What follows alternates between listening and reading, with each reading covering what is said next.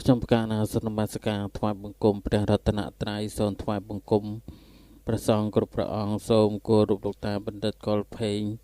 លោកគ្រូធម្មននលោកគ្រូច័ន្ទហ៊ួននិងសូមគោរពដល់ពុទ្ធបរិស័ទទាំងអស់នៅក្នុងពេលនេះសិក្សាចូលមកដល់បទទី9នៅក្នុងសមាបត្តិវគ្គទី5បទនេះព្រះអង្គទ្រង់តាសម្ដែងអំពីធម៌ពីរយ៉ាងទ្វេមេភិក្ខវេធម្មាមនេវិខទាំងឡាយធម៌ទាំងឡាយនេះមានពីរយ៉ាងទី1សតិពលៈ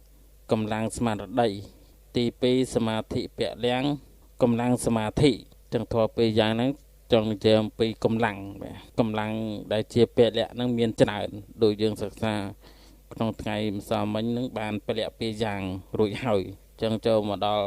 ពេលនេះសិក្សាពលៈពីរយ៉ាងថែមទៀតបាទពលៈពីរយ៉ាងម្សិលមិញបដិសង្ខារអ្នកពលៈហើយនិងភាវនាពលៈចឹងសម្រាប់រាត្រីនេះចេះពលៈពីរយ៉ាងទៀតគឺសតិពលៈហើយនិងសមាធិពលៈបាទពលៈហ្នឹងមានន័យថាកម្លាំងអាហ្នឹងយើងប្រែជាសាមញ្ញតែយើងប្រែតាមអត្ថគឺមានន័យថាមិនញាប់ញ័របាទអញ្ចឹងដែលយើង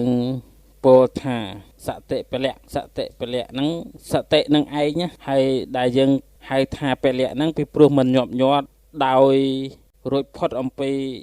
ការមិនមានសតិមុទ្ធាសច្ចេអកប្បនេនៈសតិយេវៈសតិពលៈអញ្ចឹងសតិពលៈហ្នឹងគេសំដៅទៅលើតួសតិដែលមានកម្លាំងដោយ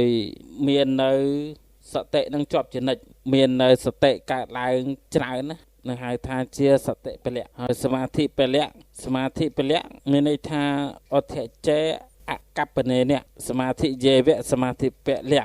សមាធិនឹងឯងដោយការមិនញាប់ញ័រក្នុងឧទ្ធិចៈនឹងហៅថាជាសមាធិពលៈអញ្ចឹងការបញ្យលនៅក្នុងអត្ថកថាហ្នឹងបញ្យលទៅលើពលៈទាំងពីរយ៉ាងហ្នឹងដោយសេចក្តីសង្ខេបអញ្ចឹងតើតែយើង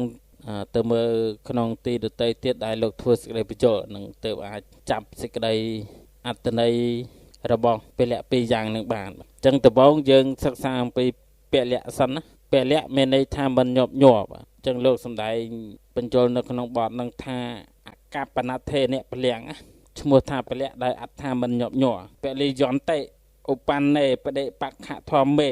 សហន្តិមតន្តិតិពលានិធម៌ពួកណាដែលមានកម្លាំងក្របសង្កត់នៅបដិបកធម៌ដែលកើតឡើងហើយនឹងមានសេចក្តីអត់ធន់ក្នុងការទម្លាយបដិបក្ខធម៌នោះព្រោះហេតុនោះធម៌នោះឈ្មោះថាពលៈបាទចឹងពេលលោកបញ្យលច្រើនជាងនឹងមកនឹងបានទាំងយល់ដែលថាកម្លាំងដែលមានន័យថាមិនញាប់ញ័រហ្នឹងកម្លាំងយើងប្រែដោយលោកកវោហាតែពេលយើងប្រែតាមអត្ថគឺមិនញាប់ញ័រពាក្យថាពលៈហ្នឹងហើយទោះជាប្រែជាវោហាប្រែដោយអត្ថតែយើងនៅតែអត់យល់ទេយើងអត់ដឹងថាកម្លាំងហ្នឹងគេសំដៅទៅលើអ្វីមិនញាប់ញ័រហ្នឹងក៏យកអត់យល់ទៀតថាគេសំដៅទៅលើអ្វីដែរអញ្ចឹងបានលោកបញ្យលថាដែលថាកម្លាំងដែលថាមិនញាប់ញ័រហ្នឹងមានន័យថាគ្របសង្កត់នៅធម៌ដែលជាបដិបកធម៌ដែលជាសត្រូវដែលកើតឡើងហ្នឹងហើយអត់ធន់ក្នុងការទម្លាយនៅបដិបក្ខធម៌ហ្នឹងបាទអត់មានសភាពទុនជ្រាយដែលថាมันអាចកម្ចាត់នៅបដិបក្ខធម៌ហ្នឹងបានទេអញ្ចឹងតើតែមានកម្លាំងអាហ្នឹងទើបអាចកម្ចាត់នៅបដិបក្ខធម៌ហ្នឹងបាន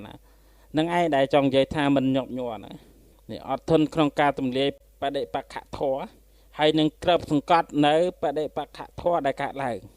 ធម៌ដែលជាសត្រូវដែលកើតឡើងហើយក្របសង្កត់បានហើយនឹងអត់ធន់ក្នុងការទម្លាយនឹងគឺជា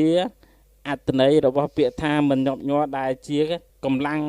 ដែលយើងហៅថាពលៈនឹងឯងបាទនឹងអត្ថន័យនៃពាក្យថាពលៈអញ្ចឹងពលៈនឹងមានច្រើនណាដោយដែលយើងបានសិក្សាហើយនៅក្នុងកាពីផ្សេងហ្នឹងអញ្ចឹងក្នុងទីនេះយើងនិយាយទៅលើពលៈតែពីរទេសតិពលៈហើយនិងសមាធិពលៈសតិពលៈមានន័យថាសតិដែលមិនញាប់ញ័រក្នុងការរលឹកដល់វត្ថុដែលគួរអង្គធម៌បានដល់សតិចេតសិកនៅក្នុងមហាកុសល8មហាកិរិយា8និងអបណាចវ័ន26បាទហើយសមាធិពលៈគេមានន័យថាសមាធិដែលមិនញាប់ញ័រក្នុងការតាំងមាំក្នុងអារម្មណ៍សមាធិដែលមិនញាប់ញ័រក្នុងការតាំងមាំក្នុងអារម្មណ៍ហ្នឹងគេហៅថាសមាធិពលៈអញ្ចឹងអង្គធម៌បានដល់ឯកកតាចេតសិកនៅក្នុងមហាកុសលចិត្ត8មហាកិរិយា8ហើយនិងអបណាចវ័នហ្នឹង26បាទអញ្ចឹងយើងចាប់អង្គធម៌បានណាទៅលើពលៈទាំងពីរយ៉ាងហ្នឹងបាទអញ្ចឹងទៅយើងសិក្សាបន្ថែមទៅលើពុទ្ធិកាដែលព្រះអង្គទ្រង់សំដែងក្នុងសូត្រផ្សេងៗដែលធ្វើសេចក្តីបញ្យលទៅលើពលៈទាំងពីរយ៉ាងហ្នឹងបាទអញ្ចឹងមាន អាចជាភាសាខ្មែរយើងដោយការប្រែមកហ្នឹងទៅតាមសេចក្តីដែលលោកបញ្យល់មកហើយអង្គធម៌នៅក្នុងអភិធម្មហើយការដែលព្រះអង្គទ្រង់បញ្យល់បន្ថែមនៅក្នុងប្រសូតចឹងព្រះអង្គទ្រង់តាសម្ដែងថាកតមញ្ចភិកវេសតិពលំមនីភិក្ខុទាំងឡាយចុះកម្លាំងសតិតាដោយម្ដេចអធិភិកវេអរិយសាវកោសតិមហោតិបរមេនៈសតិនេបកេនៈសមានាកតោចេរកតំបិចេរភាសិតំបិសរិតាអនុសរិតាមនីភិក្ខុទាំងឡាយអរិយសាវកក្នុងសាសនានេះជាអ្នកមានសតិប្រកបដោយបញ្ញាដែលមានសតិជាជំនួយដ៏ប្រសើរជាអ្នករលឹកឃើញនៅអំពើដែលខ្លួនធ្វើរួចហើយរលឹកនៅសម្ដីដែលខ្លួនពោលរួចយូរហើយអ៊ីទាំងវិជ្ជតិភិកវេសតិពលំមនីភិក្ខុទាំងឡាយនេះហៅថាជាសតិពលៈសតិពលៈតាដោយម្ដេចឈ្មោះថាសតិពលៈព្រោះជាធម្មជាតិមិនញាប់ញ័រដោយសេចក្តីប្រមាទឈ្មោះថាសតិពលៈព្រោះអត្ថាទំនុកបំរុងនៅសហជាតិធម៌ទាំងឡាយឈ្មោះថាសតិពលៈដោយអត្ថា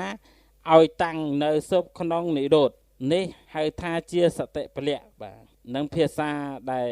ត្រង់បញ្ចូលនៅក្នុងប្រសូតបាទអញ្ចឹងមានពាក្យផ្សេងជាអ្នកហ្នឹងវាច្រើនបែបអញ្ចឹងតែអត្ថន័យអត់ផ្សេងគ្នាទេទោះជាបញ្យល់ថាអត្ថន័យយ៉ាងនេះអត្ថន័យយ៉ាងនោះក៏ដោយតែនៅ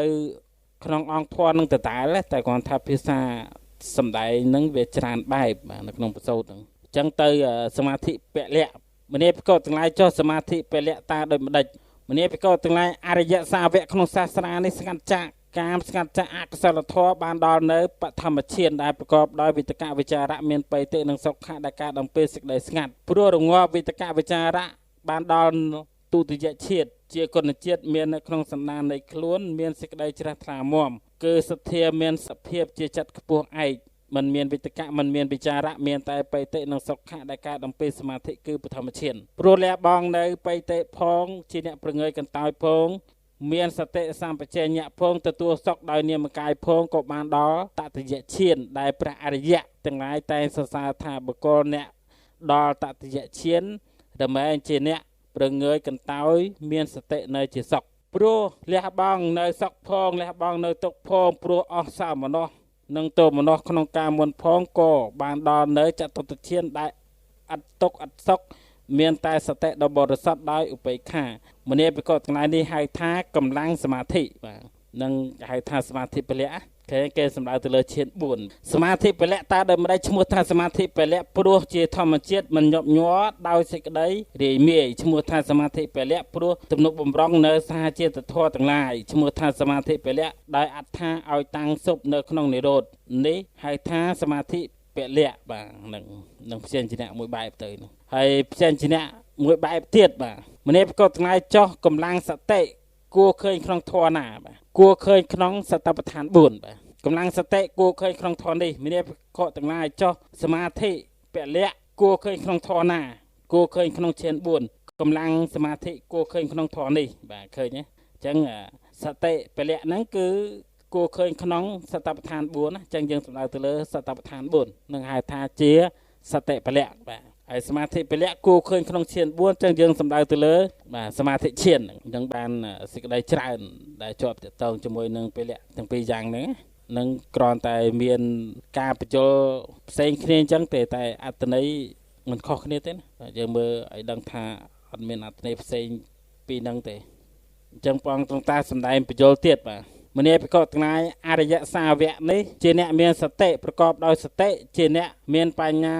ចាស់ខ្លាដល់ដំជាអ្នករលឹកចាំបាននៅអំពើដែលខ្លួនធ្វើយូរហើយនៅសម្ដីដែលខ្លួននិយាយយូរហើយនឹងក្នុងសូត្រ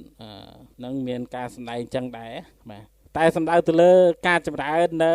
សតិប្បដ្ឋានណាមិនមែនគ្រាន់តែចេះចាំពាក្យទង្វើដែលខ្លួនធ្វើពីមុនមកហ្នឹងយ៉ាងនេះយ៉ាងនោះប្រកបដោយសកាយតថេអីនោះទេមិនមែនចង់និយាយអញ្ចឹងឯណាទោះជាផ្ចេញចរៈយើងមើលទៅដូចធម្មតាអញ្ចឹងក៏ពិតមែនណាតែនេះគឺចង់និយាយពីរឿងការចម្រើននៅសតិប្បដ្ឋានទេអញ្ចឹងច្រើនសូត្រឃើញមានការ